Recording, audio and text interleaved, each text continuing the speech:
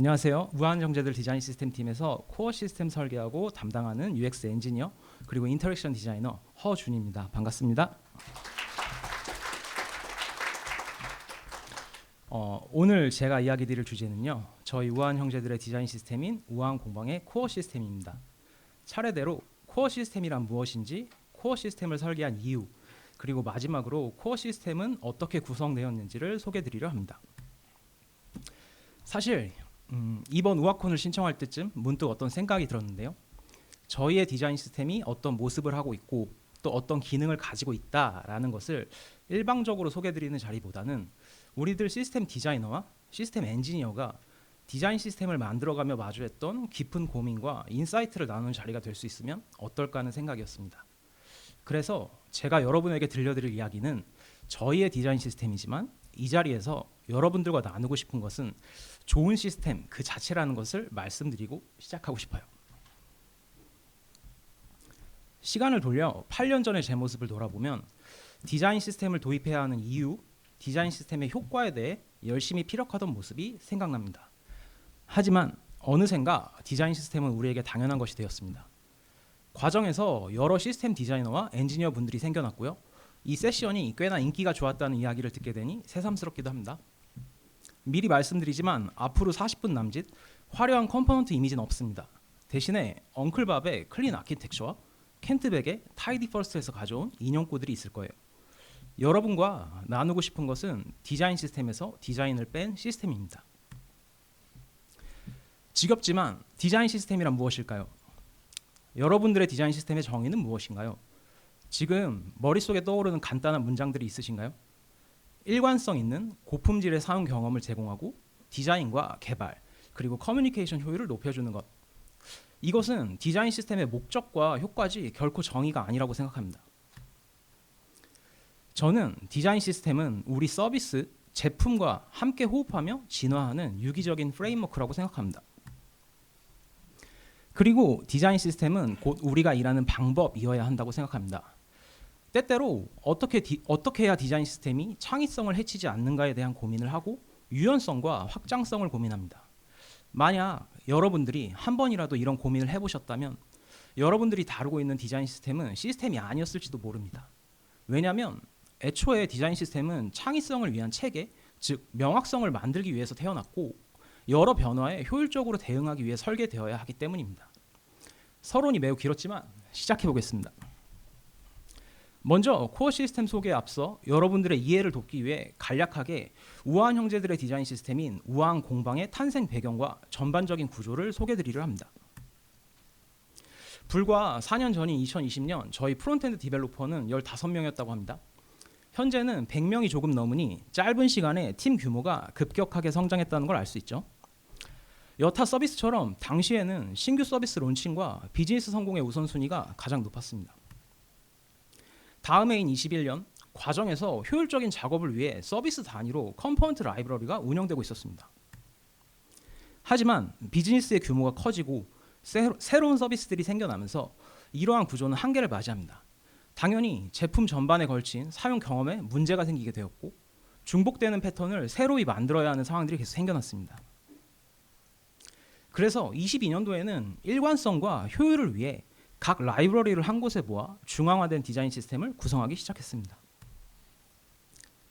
하지만 다른 맥락으로 흩어진 여러 컴포넌트를 한 곳에 모으는 과정에서 여러 제약과 복잡성이 생겼을 것으로 추측하고요. 특히 시스템의 높은 장벽과 폐쇄적인 구조로 엔지니어분들이 사용을 지향하는 문제가 있었습니다. 때문에 기존의 중앙화된 시스템을 벗어나 우아한 형제들의 업무 문화와 환경에 맞는 새로운 구조의 디자인 시스템을 필요로 하게 되었습니다. 바로 이 디자인 시스템이 제가 오늘 설명드릴 우아한 공방입니다. 저희 우아한 형제들은 이런 환경 조건이 있습니다. 아주 다양한 플랫폼과 서비스가 존재하고요. 모두가 그렇듯이 조직이 굉장히 유연하게 변경됩니다. 그리고 UI 개편이 정말 자주 일어나요. 중요한 건 디자인 변경의 주체가 각 프로덕트와 팀에서 독자적으로 발생한다는 점이에요. 대체로 시스템 기반의 디자인은 수직적인 데에 반해서 조금은 독특한 구조를 가지고 있습니다. 이는 디자인 다양성을 존중하는 저희 문화로부터 비롯되는데요. 이에 따라 우아한 공방은 이전의 문제점들을 개선하고 환경 조건에 맞춰서 쉬운 적용, 보수적 변경, 커뮤니케이션, 빠른 대응이라는 4가지 키워드를 가지고 계층형 구조로 설계됩니다. 가장 먼저 가운데에 위치한 클레이 계층은 실제 저희가 디자인 시스템이라고 부르고 있는 계층입니다. 각각 배민 앱을 위한 민트, 그리고 사장님들을 위한 서비스를 다루는 블루, 크게는 B2C와 B2B로 분류된다고 이해하면 쉽습니다. 그리고 각 클레이 하위에는 몰드라고 부르는 계층이 있는데요.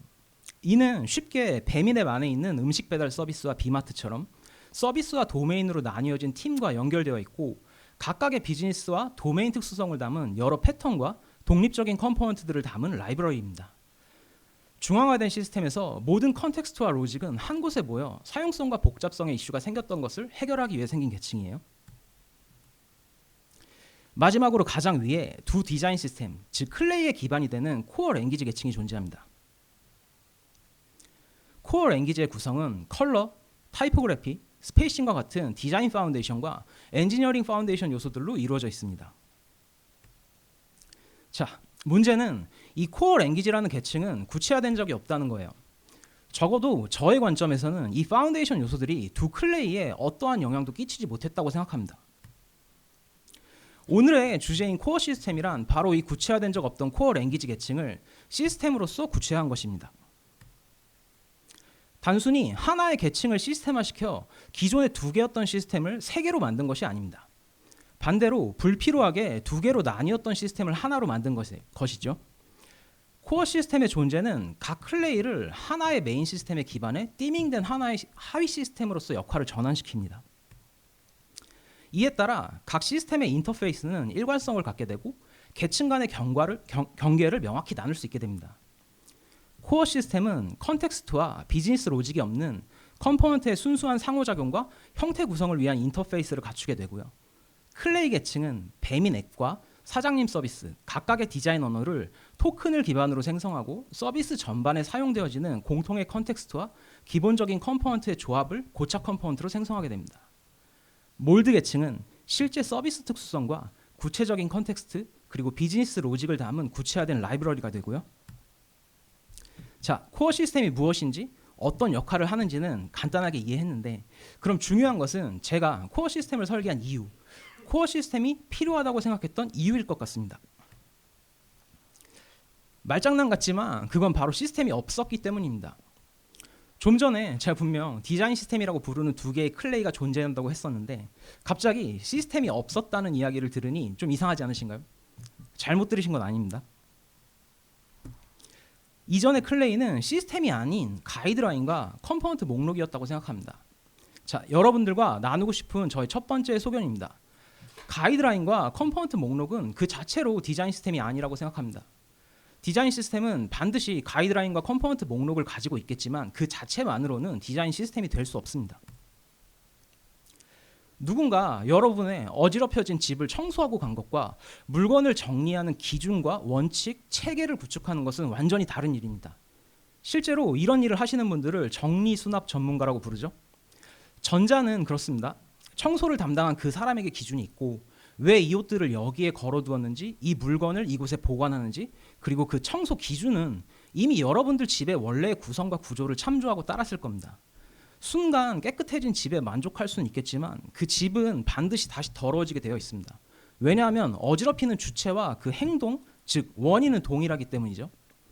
디자인 시스템과 가이드라인의 차이는 바로 체계의 유무입니다. 우리의 디자인 시스템이 체계를 갖추고 운영되고 있는지를 확인할 수 있는 방법은 참 많지만 이번에는 유저 보이스를 통해 알아보겠습니다. 저희는 작년 7월 베타 버전 출시에 이어 3개월 뒤인 10월에 1.0 정식 버전을 출시했는데요. 지금 발표를 드리고 있는 순간이 정확히 1년이 지난 시점이니 그동안 우공방이 운영되며 유저 보이스가 어떻게 변해갔는지 살펴보겠습니다. 1.0 출시 당시에 사용자들, 즉 저희 프로덕트 디자이너들과 엔지니어분들의 목소리를 돌아보면요. 호평 일색이었던 것으로 기억합니다. 생산성이 좋아지고 QA 시간이 단축되고 3-4배 이상의 작업 효율이 생겼고요. 이는 작년 우아콘 이 자리에서 발표되었던 내용이기도 해요. 출시 1년이 지난 지금은 어떤 지표가 쌓였을까요? 9월쯤에 정말 간단한 서베이를 진행해 봤는데요. 프로덕트 대응 만족도와 유연성, 불만족이 45.7%고요. 디자인, 스타일 유연성 불만족이 45.7%예요. 오타 아닙니다. 그리고 생산성 불만족 33.3%예요. 출시 직후 호평일색이던 시스템의 사용성은 1년이 지난 지금 전혀 긍정적이지 않습니다. 클레이는 시스템의 복잡성이 증가하고 사용성이 저하되고 있어요. 운영과 대응에는 점점 더 오랜 시간이 필요해지고 있습니다. 그 이유는 바로 원칙과 기준, 즉 체계가 없기 때문입니다. 한 번 더 체계 즉 시스템이죠. 시스템이 결여되었기 때문입니다. 도대체 제가 계속해서 이야기하는 기준과 원칙이 무엇일까요? 바로 의사결정 그리고 가치 판단의 기준과 원칙입니다. 우공방은 우아한 공방이에요, 여러분. 우공방이 만들어진 과정을 살펴보겠습니다. 우리 모두의 디자인 시스템이 그렇듯 우공방은 구성원 모두의 노력의 산물입니다. 능력 있는 디자이너와 엔지니어분들이 모여서 열심히 만들었고요. 하지만 기준과 원칙, 체계가 없으면 아무리 유능한 디자이너와 엔지니어라도 훌륭한 제품 만들 수 없습니다. 한번 돌아보면요. 클레이라는 두 개의 시스템은 각각 두 명의 디자이너에게 나뉘어 연결된 서비스를 정리하기 시작합니다. 뱀이 내과 사장님 서비스죠. 민트와 블루 모두 서로가 분석하고 검토한 것을 분류하고 정리한 이후에 다시 모여 서로 공유하고 논의하기를 시작합니다. 당연히 과정에서 각자 열심히 리서치하고 학습한 것들이 있을 거고 타당한 근거와 논리로 정리되었을 거예요. 민트와 블루는 논의하는 과정에서 양쪽의 의견은 모두 일리가 있고 서로 알지 못하는 영역이기 때문에 무언가를 강제하기 어렵습니다. 그리고 이미 주어진 시간의 대부분을 소유한 상황이죠. 같은 상황은 비단 클레이 사이에서만 일어나지 않습니다. 각 클레이 안에 컴포넌트에서도 마찬가지입니다. 담당자를 나눠서 각각 설계하고 논의하는 과정을 거치게 되죠. 그리고 이렇게 설계된 컴포넌트들은 또 각각의 엔지니어분들에게 핸드오프되어서 충실하게 애자일하게 구현되어 갑니다. 과정에서 디자이너와 엔지니어 간 생산적인 피드백이 오고 가고 또 그것들이 반영되어서 컴포넌트는 독립적으로 고도화되어 갑니다. 무엇이 잘못됐을까요? 업무 영역을 명확하게 분리해서 효율적으로 나누어서 진행하고 논의 과정에서 각자의 의견을 존중하고 생산적인 피드백을 주고받으면서 고도화했는데요. 결과물을 살펴보면요. 클레이, 민트와 블루는 완벽하게 다른 인터페이스를 가지고 있습니다. 인터페이스뿐만 아니라 컴포넌트의 분류 체계마저 달라요. 당연히 각 클레이 안에서 컴포넌트 간의 분류 체계나 인터페이스도 다릅니다. 그리고 피그마에서 컴포넌트가 그려지고 구성된 방법마저도 달라요. 이게 문제가 되냐고요. 컴포넌트의 인터페이스는 도메인과 서비스의 특수성이 아닙니다. 이것이 다름으로써 얻을 수 있는 이득은 전혀 없습니다. 그저 앞서서 유연한 조직 변경으로 인해서 클레이 민트를 다루던 엔지니어나 디자이너가 클레이 블루를 사용하게 되었을 때 완전히 새로운 인터페이스를 다시 학습해야 할 뿐이고 물리적으로 두 벌의 코드가 작성되어야 할 뿐입니다. 이것은 쉬운 적용, 빠른 대응, 커뮤니케이션이라는 우아한 공방의 세 가지 키워드에 반하는 것입니다. 켄트백의 타이디 퍼스트 22장에서는 소프트웨어 설계 의미에 대해서 요소들을 유익하게 관계 맺는 일이라고 설명합니다. 그리고 유익하게라는 표현을 설명하기 위해서 하나의 설계 작업은 작은 하위 요소로 거대한 수풀을 만드는 작업이라는 비유를 듭니다. 우리가 흩어져서 만들어야 했던 것은 각각의 클레이가 아닌 코어 랭귀지에 기반한 우아한 공방이라는 하나의 큰 수프였다고 생각합니다. 기준과 원칙, 체계가 없이 세분화된 팀은 무질서의 상태와 같다고 생각합니다. 참조해야 하는 레퍼런스의 수가 너무나 많고 스스로 판단하는 의사결정이 그저 개인의 선호와 취향에 그치게 됩니다. 아마 시스템을 만드는 분들은 대부분 구글이나 애플의 가이드라인을 참조하고요. 어도비의 스펙트럼, IBM의 카본, 마이크로소프트의 플루언트 같은 유수의 시스템에서 여러 요소들을 참조하고 변경하고 반영할 것입니다. 클레이를 만드는 과정에서 우리의 기준과 원칙을 먼저 수립하고 또 코어 랭귀지를 더 구체화한 다음에 진행했다면 어땠을까요? 레퍼런스의 범위가 줄어들고 찾으려는 대상과 목적이 명확해지고 과정에서 발견된 개인의 선호와 취향들은 정제된 의견으로 바뀔 것입니다. 그런 다양한 의견과 생산적인 피드백을 수렴하면서 세워둔 기준과 원칙의 문제점을 수정하고 개선해 나갔으면 어땠을까요? 제가 방금 설명드린 것은 시스템 베이스 디자인의 기본입니다. 정책을 만들고 세부 사항에 적용해보고 문제를 발견하면 다시 정책과 유기적으로 연결된 다른 정책들을 살펴보고 정책을 개선하여 세부 사항을 적용하는 것. 자, 좀 재미있는 그림인데 자동차의 핸들이 좌측 혹은 우측에 있어야 한다는 고민을 한다고 한번 생각해 볼게요. 누군가는 영국을 벤치마킹하고 우핸들이 옳다고 합니다. 또 반대쪽은 미국을 벤치마킹하고 좌핸들이 옳다고 말할 수 있어요. 왼쪽, 오른쪽. 미국과 영국 모두 부유한 국가고 멋진 나라죠. 하지만 그것은 판단의 기준이 될 수가 없습니다. 우리의 도로 정책이 무엇인가를 살펴봐야 돼요. 핸들의 위치는 단순히 기호의 문제가 아닙니다. 차량 핸들의 위치에 따라서 우리의 차선 혹은 주차장 매표소나 고속도로의 톨게이트의 위치, 심지어는 우측 보행, 좌측 보행, 이에 따라 우리가 길을 걸으며 캐리어를 잡는 손의 위치와도 연결될 수 있죠. 좌핸들과 우핸들이 공존하는 세상을 상상해 보면요, 도로는 너무 무질서할 거고요. 자동차를 타는 사용자와 거리를 걷는 사용자도 불편하겠죠. 더욱이 자동차를 만드는 공장에서도 두 개의 케이스에 대한 공정을 준비하고 운영해야 할 거예요. 상대적인 가치 판단들은요, 정책으로서 존재하면 쓸데없는 고민과 불필요한 공정을 만들 필요가 없습니다. 정말 재밌는 건 영국이 우핸들을 선택한 이유와 미국이 좌핸들을 선택한 이유의 유래는 자동차 이전에 각 국가의 마차의 구성이 달랐기 때문이라고 합니다. 때문에 각 문화 아래 있던 사용자들에게 익숙한 구성이 달랐던 것이죠. 마치 우리의 모던 타이포그래피가 아직도 조판을 사용하던 시절부터 형성된 익숙함과 아름다움의 규칙을 따르고 여전히 음계에 기반해서 사이즈를 형성하는 것과 같습니다. 엉클밥의 클린 아키텍처에서는 소프트웨어 시스템이란 정책을 기술한 것이다 라고 명징합니다. 우리는 열심히 가이드라인에 오답과 정답을 다루려고 합니다. 하지만 실제로 어느 한쪽이 명백히 틀린 상황의 커뮤니케이션은 우리 업무를 방해한 적이 없어요. 논쟁의 여지가 없기 때문에 너무 빠르게 그 소통이 끝나버리죠. 우리의 시간을 뺏어가는 가장 소모적인 커뮤니케이션은 정책과 기준이 없다면 판단될 수 없는 정답과 정답 간의 논쟁이라고 생각합니다. 여러분과 나누고 싶은 거 두 번째입니다. 시스템 디자이너의 역할인데요. 시스템 디자이너는 컴포넌트를 아름답게 그리고 빼곡하게 정리하는 역할만이 아니라고 생각합니다.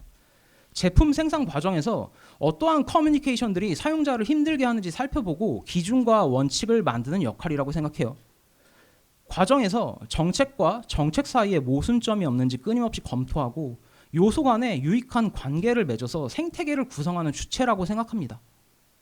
유래와 본디 목적을 공부하고 해석해서 사용자 중심으로 결론을 내어야 하고 가치 판단이 필요한 요소들이 있다면 선별해서 의사결정과 선택을 받는 주체라고 생각합니다.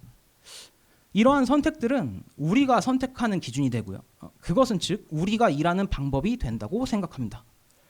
컴포넌트는 사용하는 과정에서 자연스럽게 우리가 일하는 방법을 학습하고 이해할 수 있는 매개체일 뿐입니다.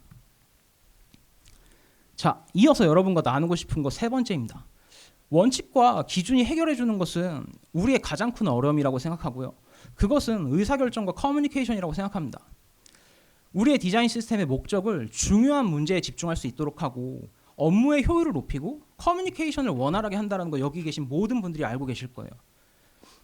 하지만 우리는 대부분의 시간을 컴포넌트와 쉬운 가이드라인에 집중해서 작성하고 치중하고 있어요. 우리와 함께 일하고 있는 동료들은, 즉 디자인 시스템의 사용자들은 우리와 같은 디자이너와 엔지니어입니다.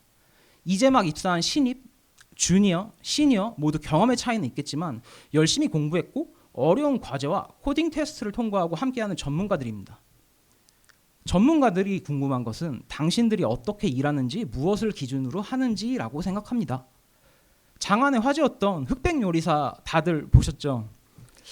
저는 그 쇼를 재밌게 만들었던 요인이 뚜렷한 가치관을 가졌지만 서로 다른 가치관을 가진 두 심사위원의 존재였다고 생각합니다. 만약 제가 안성재 셰프 밑에서 일하는 요리사라고 상상해보면 음식의 맛에 집중하고 음식이 가진 본연의 구성을 살리면서 익힘 정도를 신중히 하고 플레이팅을 하면서 의미가 담겼는지 그리고 그것이 음식과 어떻게 연결되는지를 고민할 것 같습니다. 반대로 백종원 선생님 밑에서 일한다면 한식의 세계화에 집중하고 대중성 있는 가격과 그 가격에서 타협할 수 있는 맛의 최대치를 찾는 데 많은 시간을 보낼 것 같아요. 가치관을 알 수 없거나 두 심사위원이 함께 있는 식당에서 음식을 고민해야 한다면 저는 그것만큼 힘든 일이 없을 것 같습니다. 스스로 오너십이 없고 창작할 수 없는 도구처럼 느껴지는 그런 생각도 좀 들긴 해요. 자, 다시 클레이 제작 과정에서 의사결정 기준이 없었기 때문에 생겨난 결과로 돌아가 볼게요. 디자인과 코드에 저자에 대한 강한 의존성이 생겼습니다. 우리는 디자인 시스템을 운영하면서 요청 사항에 대해 저자의 디자인 의도와 히스토리 파악이 무조건 필요해졌어요. 물론 저자에게 물어보기 전에 직접 가이드라인을 정독해야 합니다. 이 말은 시스템 디자이너도 시스템을 학습하고 예측하기가 어렵다는 이야기고요. 각각의 저자가 각각의 시스템이라는 이야기입니다. 마찬가지로 코드 분석이 반드시 필요해졌어요. 왜냐하면 디자인 가이드라인과 실제 코드의 구현이 완벽하게 일치한다는 보장이 없기 때문입니다. 당연히 운영 과정에서의 대응은 점점 더 복잡하고 많은 시간이 걸리게 되었습니다. 이는 요청의 주체인 프로덕트 디자이너와 엔지니어가 시스템 대응을 기다리며 곧 과제의 일정에 영향을 미친다는 얘기죠.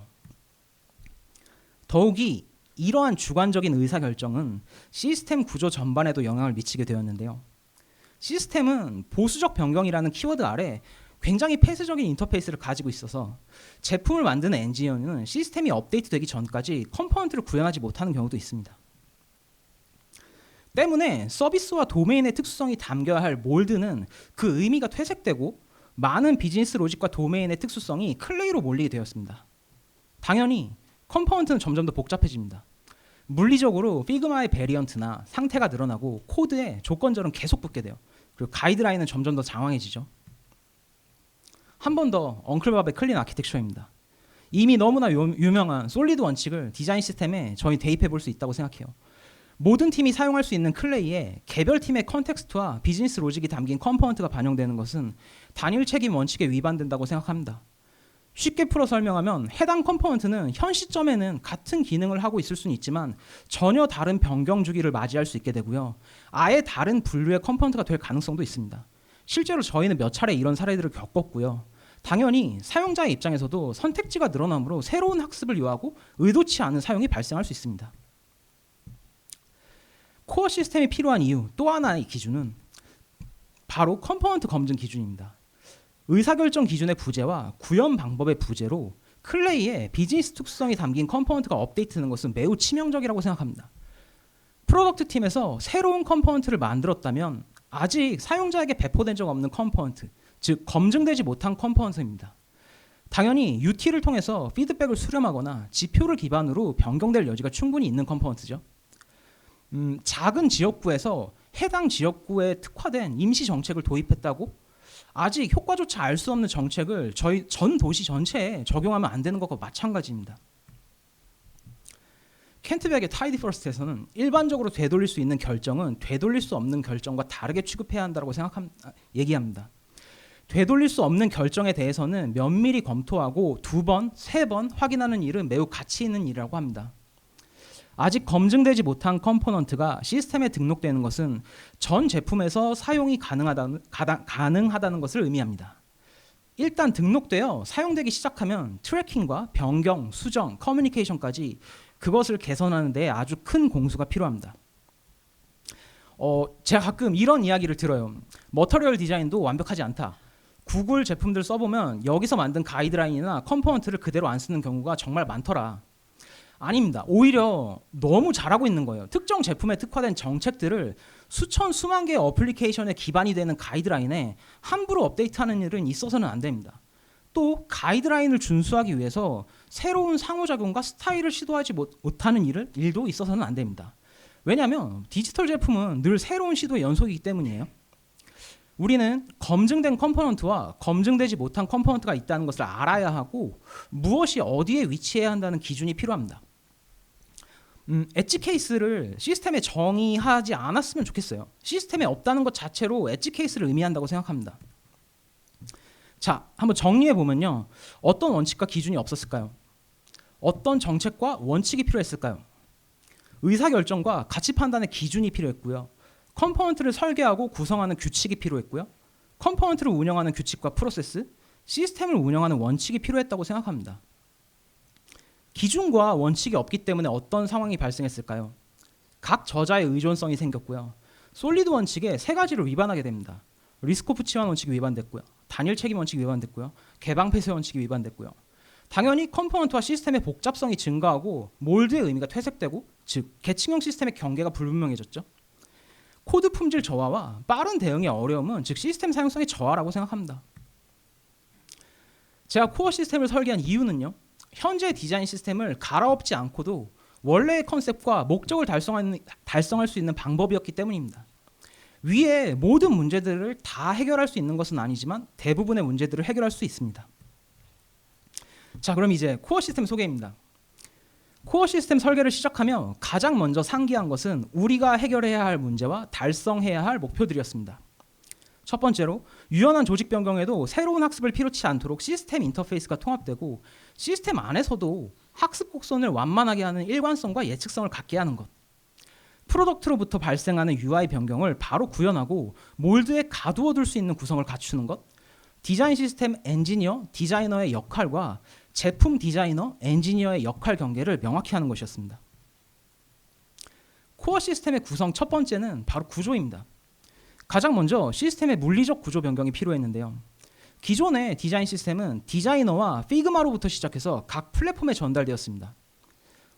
피그마는 최선의 선택이지만 결코 완벽하지 않은 도구라고 생각해요.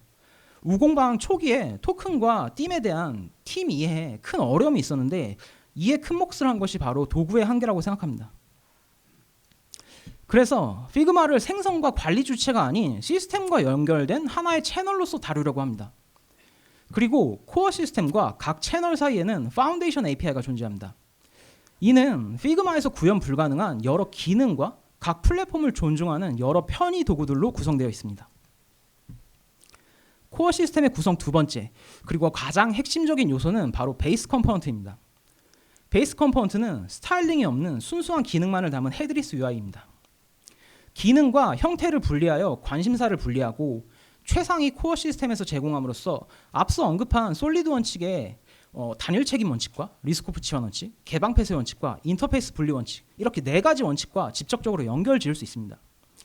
때문에 시스템 컴포넌트의 복잡성을 낮추고 시스템 계층별 컴포넌트 역할과 각 계층의 디자이너와 엔지니어의 역할을 명징할 수 있습니다.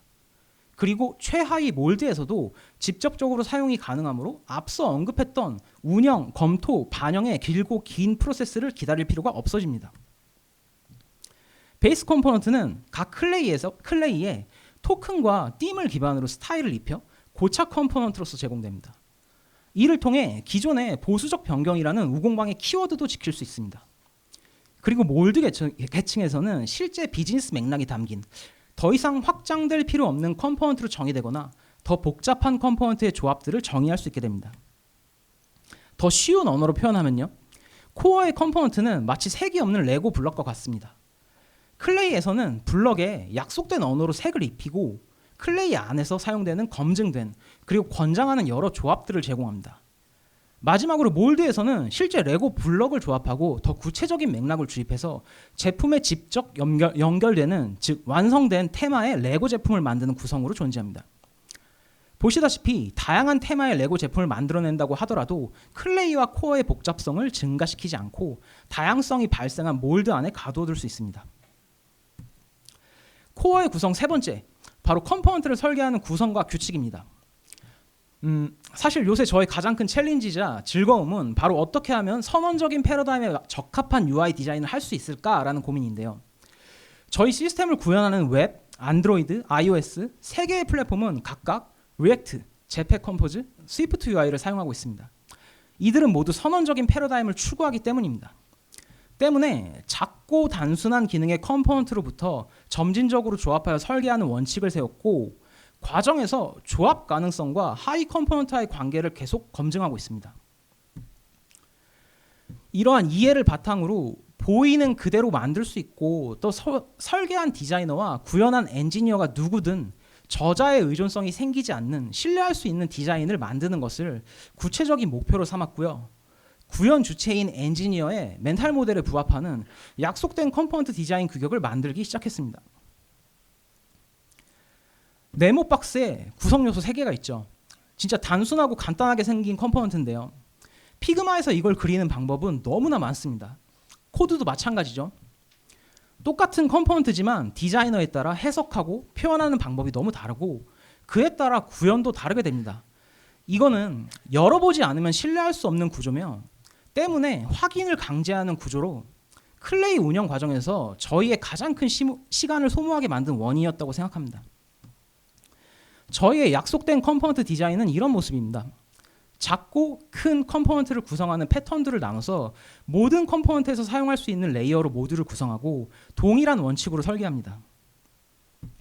크게 UI의 크기와 도형, 면을 다루는 컨테이너 레이어, 마우스나 터치, 상호작용하는 요소에만 사용되어지는 스테이트 레이어, 그리고 컴포넌트 내부의 구성 요소 간 배치와 간격을 조정하는 컨텐츠 레이어, 또 컴포넌트 조합과 관심사 책임 분리의 핵심이 되는 슬롯, 마지막으로 아이콘 표현에 특화된 쉐입 레이어가 있습니다.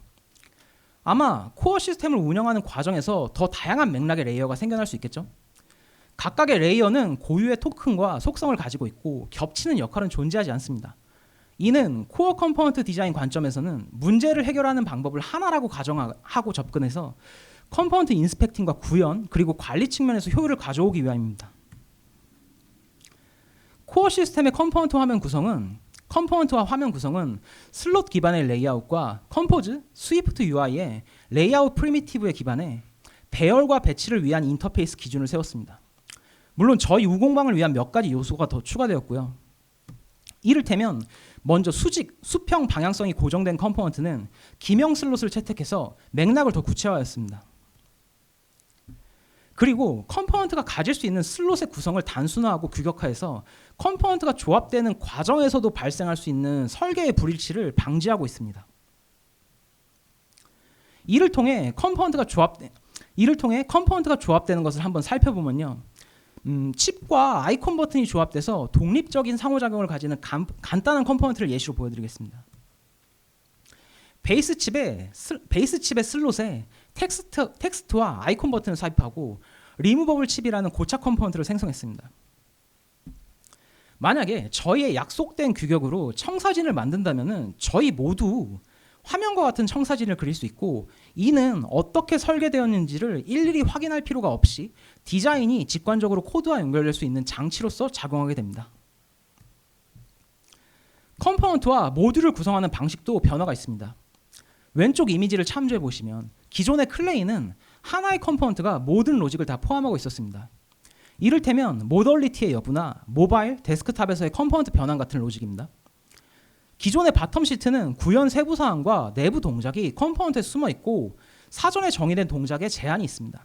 뿐만 아니라 페이지 시트처럼 비슷한 로직을 가지면서 같은 모듈을 공유하는 컴포넌트가 존재하기 때문에 동일한 관심사가 여러 곳에 숨겨지고 변경 시 영향과 의도된 동작을 명확히 파악하기 어렵습니다. 당연히 단일 책임 원칙에도 위배되고요. 반대로 새로운 컴포넌트 규칙은 각 부분이 무엇인지 명확히 선언되어 있습니다. 심지어 컴포넌트의 이름조차도요. 당연하게 더 작은 단위의 합성도 가능해집니다. 또 한 가지 큰 변화는 기존의 컴포넌트는 내부에 명시되었던 주변 요소에 영향을 주는 스페이싱 요소, 기존의 컴포넌트 내부에서 명시되었던 주변 요소에 영향을 주는 스페이싱 요소를 전부 삭제한 것입니다. 이를 통해서 컴포넌트는 어떻게 생겼는가, 레이아웃 프리미티브는 어떻게 배치되는가로 관심사를 완벽하게 분리할 수 있고 코드의 선언적인 의도가 훨씬 더 잘 표현될 뿐만 아니라 컴포넌트를 조합 시 발생했던 여러 가지 제약과 관련된 유지 보수를 줄 수 있습니다. 다음은 프로덕트의 엔지니어들이 새로운 컴포넌트를 구현하는 프로세스입니다. 실제 프로덕트의 UI를 구현하는 엔지니어는 상황에 따라 두 가지 선택지가 생겼습니다. 단일 컴포넌트의 미세한 변화나 몰드 내 특정 영역의 다수의 컴포넌트를 업데이트하고 싶은 경우에는 클레이 컴포넌트의 컴포넌트 토큰 오버라이드를 활용할 수 있습니다. 혹은 완전히 새로운 스타일의 독립적인 컴포넌트를 구현하는 경우에는 베이스 컴포넌트를 직접 사용해 속성과 토큰 기반의 구현을 할 수 있습니다. 이는 과제 진행 중 구현의 이슈로 시스템 대응을 막연히 기다리는 상황을 피할 수 있고요. 클레이 입장에서는 검증되지 않은 로컬 컴포넌트를 시스템에 담지 않고 몰드에 고립시킬 수 있게 됩니다. 만약 몰드 내에 일관성 있는 변경이 필요한 경우엔 클레이의 띠, 즉 컴포넌트 토큰과 시멘틱 토큰을 오버라이드하는 것으로 특정 몰드의 독립적인 일관성을 만들 수도 있습니다. 마지막으로 형태 구현이 아닌 인터페이스의 확장의 경우 클레이에서 베이스 컴포넌트의 확장이 필요한 경우에는 코어로 각 시스템 간 명확히 구분된 경계에 맞춰서 요청하는 프로세스를 가지게 됩니다. 위에서 잠깐 언급했던 코어 시스템의 파운데이션 API는 사실 장명되기 전에 파파고라고 불렀습니다. 파운데이션 API의 초기 목적은 각각의 플랫폼이 일관성이라는 명목 하에 너무 불필요하게 많은 것들을 맞추지 말고 각각 고유 플랫폼을 존중하자는 마음에서 탄생했는데요. 예를 들면 리소스를 선호하는 파일의 규격으로 변경해서 추출하고 디자인 토큰을 피그마 베리어블에 자동으로 매핑해 주거나 피그마의 베리어블을 3개의 플랫폼이 원하는 규격과 파일로 전달하는 작은 API들의 모임입니다.